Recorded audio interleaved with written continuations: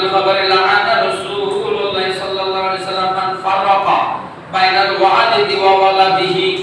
উম্মত তোমাদের উম্মতের ওই ব্যক্তির উপর লানত, ওই উম্মতের উপর লানত যে উম্মত পিতা পুত্রের মধ্যে কি করে দেয়, ঝগড়া বাঁধিয়ে দেয়, এবং ওয়াবাইনাল আখিহি রাওয়াহু ইবনে মাজাহ।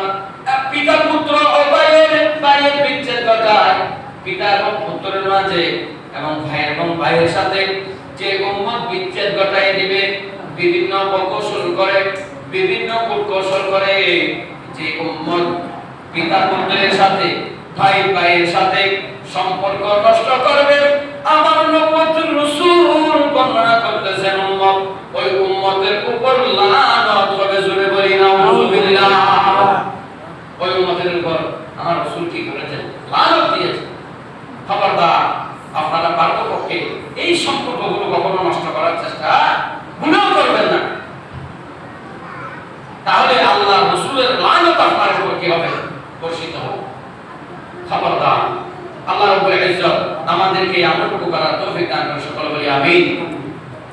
ওয়া আনহু সাল্লাল্লাহু আলাইহি ওয়াসাল্লাম লিল মুমিনিনা আলাল মুমিনিনা সিত্তু হিসালিন ইয়াউদুহু ইলা মারিদা ওয়া ইয়াশহাদু ইলা মাতা ওয়া ইউহিব্বুহু ইলা দাআহু ওয়া ইউসাল্লিমু আলাইহি ইলা লাকিয়াহু ওয়া ইউসাব্বিতুহু ইলা তিসাম ওয়া ইয়ানসাহু লাহু ইলা শাহিদা আও গাবা। রাওয়াহু আন-নাসাঈ।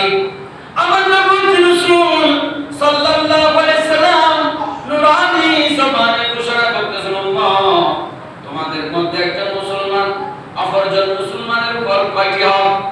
6টি হক। কি কি? 1 নম্বর, আমার নবী রাসূল বলেন ওয়া ইউজিবুহু ইলা দাআহু। কোন মুসলমান যদি কোন হাজতের জন্য তোমাকে ডাকে, কোন প্রয়োজনে যদি তোমাকে ডাকে, তুমি ওই ডাকে সাড়া দেওয়াটা তোমাদের জন্য ওয়াজিব। জোরে বলি সুবহানাল্লাহ। যখন কোন মানুষ বিপদগ্রস্ত হলো, তাহলে উনি যখন আপনাকে ডাকবে, তার ডাকে সাড়া দেওয়াটা আপনার উপর ওয়াজিব। এবং 2 নম্বর, ওয়া ইউসাল্লিমু আলাইহি ইযা লাকিয়াহু। ও আমার উম্মত, তোমরা যখন একে অপরের সাথে কি হবে? দেখা হবে, তাহলে তোমরা একে অপরকে সালাম দেওয়াটা ওয়াজিব। জোরে বলি সুবহানাল্লাহ। আল্লাহু আকবার।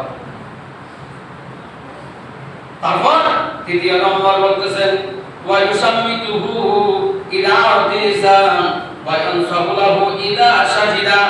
ও আমার উম্মত, যখন সে ঠিক করে হাসি দেয়, ওই হাসির জবাবে যখন সে আলহামদুলিল্লাহ বলে, তাহলে আলহামদুলিল্লাহর জবাবে ইয়ারহামুকাল্লাহ বলাটা তুমি উম্মতের উপর ওয়াজিব। জোরে বলে সুবহানাল্লাহ।